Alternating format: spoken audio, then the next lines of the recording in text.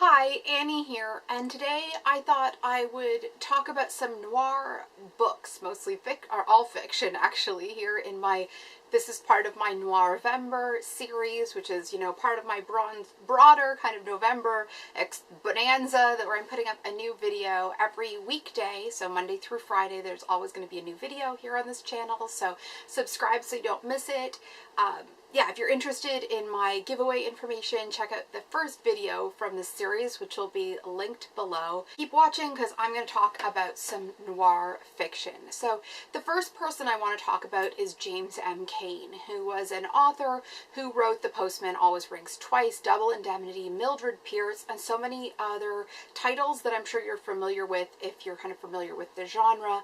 Of all the noir fiction I have read, his is definitely my favorite. It just seems to capture that kind of despair and hopelessness and that mindset of the people involved a little bit better than some of the other ones. I don't know, I really hear a voice when I'm reading his work. It really feels like there's like a really clear defined character, and it's not always the same character in every book. There are different narrators, and also I feel like as much as sometimes I don't like the other characters in the books or don't like many of the characters in the book, they do seem like they have different depth and traits to them that maybe sometimes if you were just like telling a story and those people were peripheral, you wouldn't get that kind of layered insight into.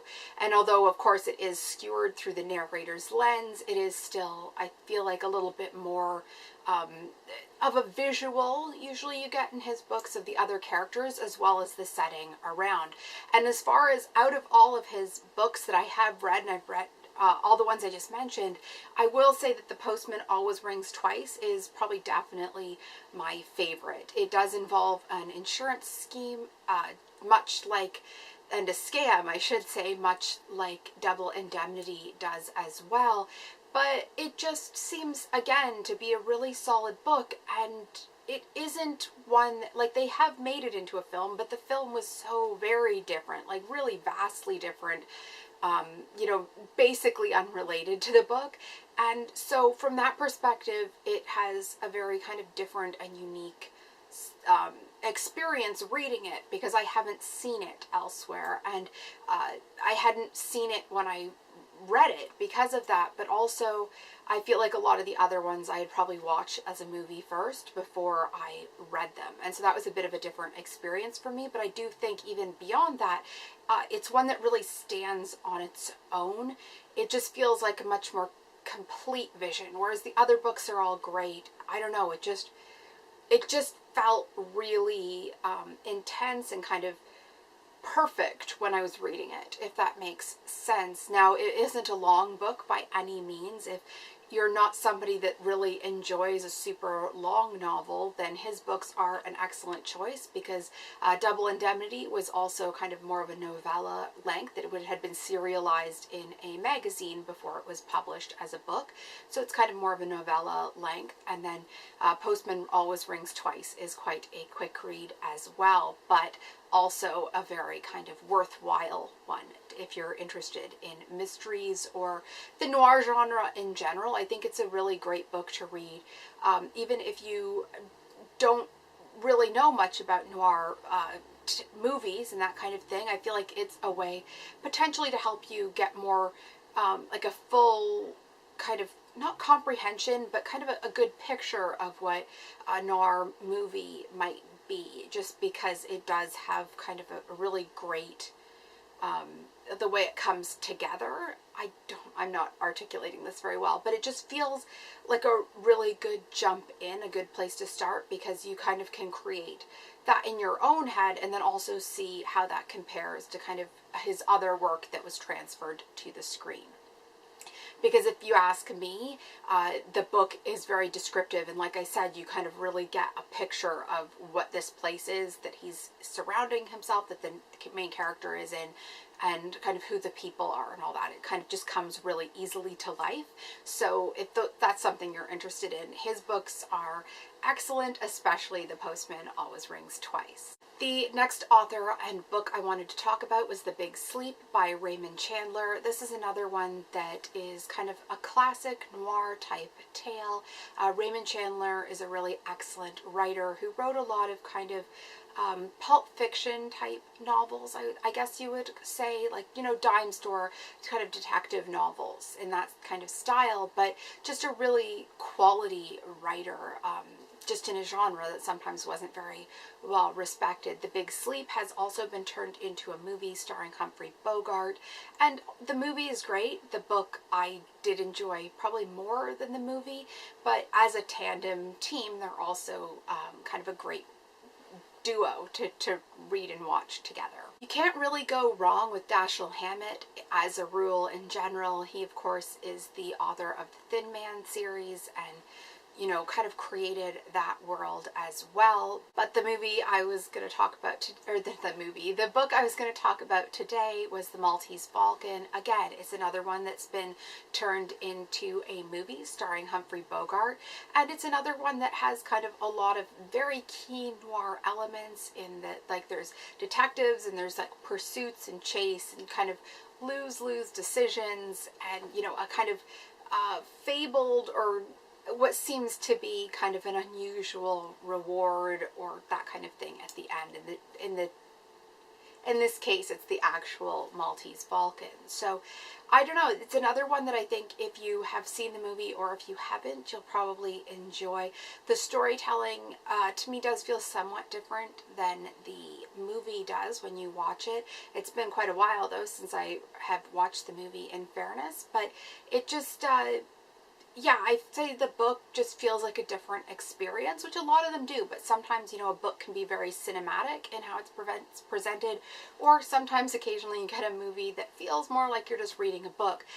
These ones both kind of they feel like a different experience watching the movie to reading the book. So if, again, if you've seen the movie and are interested in reading something, you may know some of the plot stuff, of course, but overall, I feel like it is a different kind of feeling and experience, and so you would enjoy it if you haven't read it before. Now, Strangers on a Train by Patricia Highsmith is a particularly good book. Again, there's some key differences between the book and the movie. The movie I'm also including in my noir series, so that will I think it's right around this time, so I think it'll be going up pretty close to this. So if it hasn't just been passed, it'll be coming soon.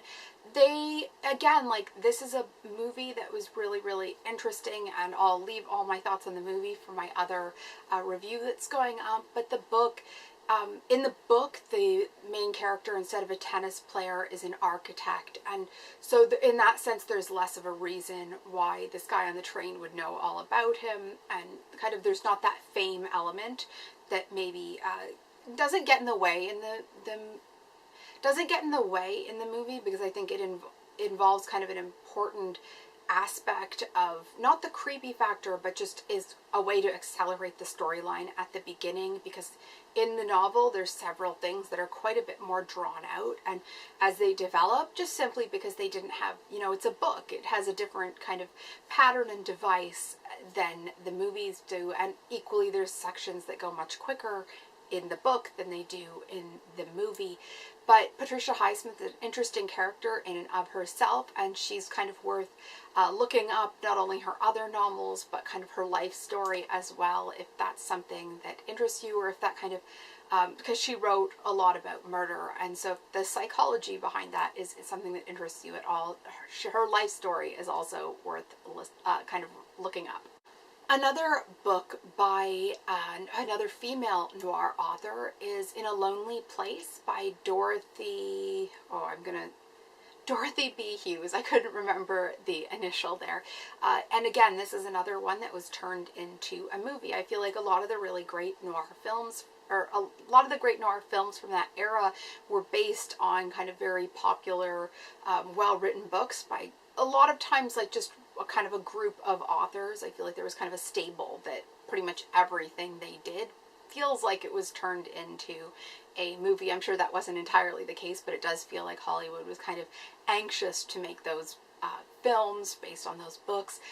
Dorothy Hughes, again, this was In a Lonely Place, is an interesting movie, and it's also, I'd say, a better book, although just a very different kind of experience. Again, very classic in that noir kind of feel and style. And the final two I'll mention, but not going to talk too in depth out here, are The Grifters by Jim Thompson. Sorry, I have to keep looking down. I'm terrified I'm going to get, not terrified, I'm worried I'm going to get the names wrong. The Grifters by Jim Thompson, and that's another one that was turned into a movie as well. I believe a little bit later than some of the other ones. Now, this is one that I really like, but I'm probably a little bit more lukewarm on compared to some of the others. It's just, I don't know, it's not a story that I felt as kind of connected to, or that just didn't resonate with me. It didn't kind of get, you know, into me the same way. It didn't, it's not one that like I walked away and was like, oh, I can't believe that's over, and I just like, it was like imprinted on you. I feel like that kind of was what happened when I read The Postman Always Rings Twice, just because it created such a world. The Grifters I didn't quite feel that same way with, but it was still an excellent book. It's one that is still worth looking up especially if you've read all these other ones I've mentioned. It's just, yeah, it just wasn't one that was as memorable for me, and whether that was even just because of the timing of when I read it, that was just the case there. And the final one I wanted to talk about was The Black Dahlia by James Ellroy. Again, this was one that's kind of set in, based around the Black Dahlia murders, and it has, you know, kind of, there's so much mythology around that, especially given that the case has never been solved, and, you know, there's kind of such a famous serial murderer to have never been caught and never really have much of an indication of who did it. You know, like, most likely that person has been deceased now for a number of years, and it's just something that's never come to light, which is interesting in and of its own, especially since the killer was so desperate to kind of get recognized. But this, you know, set years, like written years ago, and before we kind of necessarily realized all that. But it was nonetheless an interesting book. It is, of course, fiction because of the fact that we don't have that information, but kind of based on those true events. So anyway, there's my list for some noir fiction that's worth checking out if you haven't read any of it yet, or if you have and you haven't read all of the things I mentioned. I'd love to hear if you've read some noir fiction, what your favorites are, or, you know, if you plan to read any of these ones that I've mentioned. I'd love to hear about it. Leave that comment, and please subscribe if you're new. Like I said off the top, this is part of a special November kind of series I'm doing, but there's lots more coming, and noir stuff and other stuff as well. And, you know, it seems like be good to stick around and talk with me. But anyway, I'm clearly getting a bit it's late in the day. Anyway, I'm gonna go, and I hope you're having a great day, and I'll see you tomorrow. Bye.